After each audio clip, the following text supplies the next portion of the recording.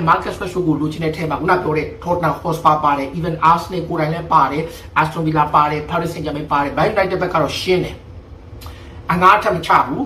ဈေးလုံးဝမလျှော့ဘူး negotiate မလုပ်ဘူးပြီးတော့နောက်တစ်ခါဒီဘလို့ပုံစံနဲ့မှသူတို့လိုချင်တဲ့ကြီးမရမချေထုတ်ဖို့ဆန္ဒမရှိဘူးဘာဆိုနာလဲသူတို့ကလည်းပြောချင်ကြပါလေဘာဆိုနာတဲ့ကလည်း Rashford ရဲ့တန်း30ကိုသူတို့မတက်နိုင်ဘူးပြောပြီးတော့မှ Anthony Gordon ကိုယူရိုတန်း80 package နဲ့ဝယ်သွားတော့ဘာဆိုနာရဲ့ကာလမှုဖေးဟာမလို့ဆိုအပိသက်မဟုတ်ရင်လုံးဝလက်မခံဘာဆိုနာကိုယ်တိုင်ကလည်းအခု Robert Lewandowski က Fenerbahce ကိုတွားဖို့လုပ်နေတယ်သူတို့ကိုယ်တိုင်လည်းတိုက်စစ်မှုမရှိသေးဘူးဆိုတော့အဲ့ဒါကသူတို့ဘလို့ပုံစံစဉ်းစားမလဲမသိဘူး Julian Alvarez မရရင် Rashford ဟာနောက်ဆုံးအဆုံးသတ်မှာပြန်ပြီးရောက်လာနိုင်တယ်သူပြီးခဲ့တဲ့ရာသီ Marcus Rashford ရဲ့အနေထားကိုကြည့်ပြ